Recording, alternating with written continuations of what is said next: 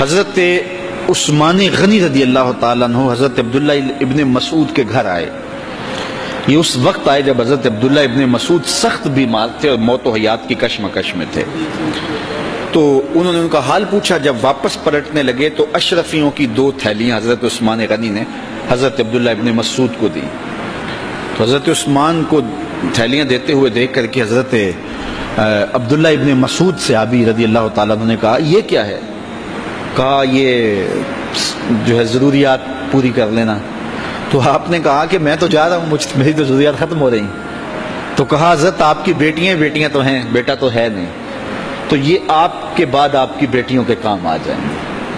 تو حضرت عبداللہ ابن مسعود کا یقین دیکھیے, فرمانے لگے کہ یہ کسی اور کو دے دو, میری بیٹیوں کو ضرورت نہیں رہے گی, اس لیے کہ میری بیٹیاں اتنی دیر تک سوتی نہیں ہیں جتنی دیر تک سورہ واقعہ نہیں پڑھ لیتے.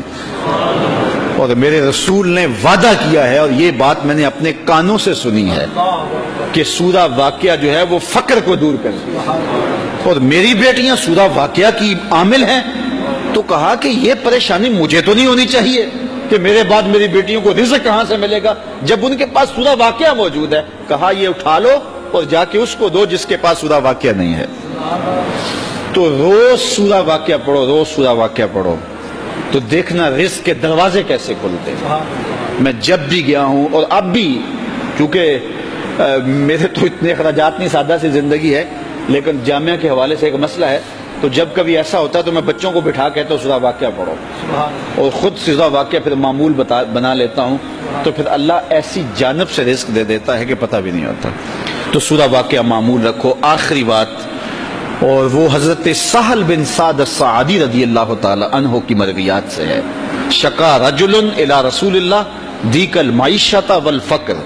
ایک شخص حضور کی خدمت میں حاضر ہوا, کہا حضور تنگ دست بڑا ہوں, کثیر العیال ہوں, بچے زیادہ ہیں, ذرائع آمدنی تھوڑے ہیں, میرے لیے کوئی نسخہ ارشاد فرمائیے. تو آقا کریم نے اس کو کیا نسخہ دیا؟ یہ سب سے آسان نسخہ, اذا دخلت الدار فسلم علیہ. جب گھر جائے تو گھر والوں کو السلام علیکم کہا کرو.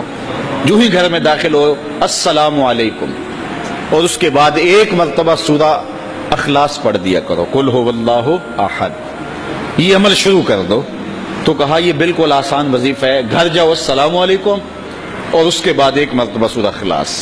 اس عمل کو نہ چھوڑنا, بلکہ فرمایا کبھی ایسا ہو تو گھر جائے تو گھر میں کوئی بھی موجود نہ ہو, تو کہا عمل کو پھر بھی نہیں چھوڑنا. فسلم علیہ, کہا تو مجھے سلام کہتے نا. وہ اپنے نام لیواؤں کو تنہا چھوڑتے کب ہیں, جہاں ہم دم نہ ہو کوئی وہاں سرکار ہوتے. کہا کہ جب کوئی نہ ہو گھر میں تو کہا عمل نہیں چھوڑنا, پھر مجھے سلام کہنا, اور پھر ایک مرتبہ سورہ اخلاص پڑھ دینا. وہ صحابی کہتے ہیں میں نے عمل شروع کر دیا, گھر جاتا السلام علیکم, گھر والے بھی خوش, اور اس کے بعد سورہ اخلاص بیٹھنے سے پہلے پڑھ لیتا. اور اگر گھر میں کوئی نہ ہوتا پھر تو مجھے چاہ چڑھ جاتے, پھر میں یا نبی سلام علیکہ پڑھتا, پھر حضور کی بارگاہ میں سلام پیش کرتا. اور ملکاری نے اس پہ گفتگو کی ہے مرقات شرح مشکات کے اندر کہ آخر حضور کو سلام کیوں کہنا.